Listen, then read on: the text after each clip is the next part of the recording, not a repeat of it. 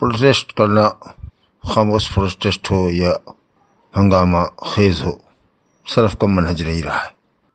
اگر ارباب حکومت سے کسی کو شکایت ہو تو ڈیلیگیٹ جائے اور وہاں میمورنڈم دے، وہ پیش کر دیا جائے گا، پہنچا دیا جائے گا، جس کا امکان بہرحال یہاں نہیں ہے کہ ہمارے ملک والے ہماری آواز اسرائیل تک پہنچائیں گے اور ہمارا احتجاج وہاں درج کرائیں گے۔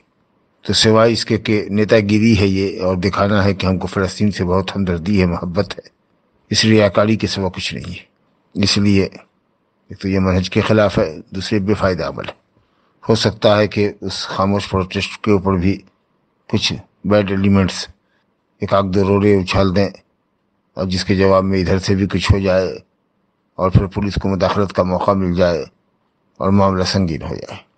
ہم جو کچھ کر سکتے ہیں ان کے لیے کہ اللہ تعالیٰ مظلومین کی مدد فرمائے، ظالم کو کافر کردار تک پہنچائے، اللہ تعالیٰ ظالم کو اپنے عدل کے مطابق جس طرح کا معاملہ چاہے کرے، ہمارے مظلوم بھائیوں کو اللہ تعالیٰ نجات دے، فلسطین کو آزاد کرے، یہ ہم دعا کے طور پر کر سکتے ہیں۔ باقی جو حکومتیں ہیں ان کی جو امداد مالی ہو رہی ہے کھانے کی شکل میں، ابھی کل 5,50,00,000 بڑی رقم ہوئی، $50,00,000، $5,000,000 کی غذائی اجناس تقسیم کرنے کے لیے سعودی عرب نے ابھی پرسوں ہی رقم جاری کی ہے۔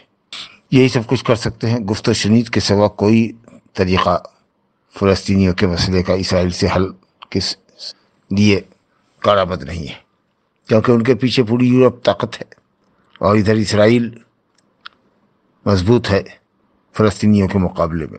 اور آپ جانتے ہیں کہ جنگ بھڑکانے والے اور اکسانے والے شیعہ خوارج ہیں، ایران کے شیعہ ہیں جو بھڑکاتے ہیں حماسیوں کو، اخوانیوں کو، جو خارجی منہج رکھتے ہیں، مسلم حکمرانوں کے خلاف ان کی عوام کو برگشتہ کرنا ان کا طریقہ ہے۔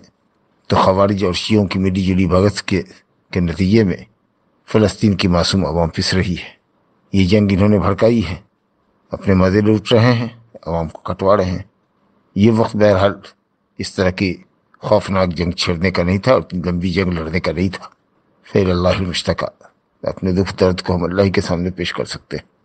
بڑی گہری سازش ہے اور نشانہ اصل میں ایرانیوں کا یا خارجیوں کا، حماسیوں کا اسرائیل نہیں ہے، سعودی عرب ہے، تاکہ وہ اس میں جنگ کی آگ میں کودے اور اسرائیل اور ایران اور یہ حماسی سب سعودی عرب پر ٹوٹ پڑے۔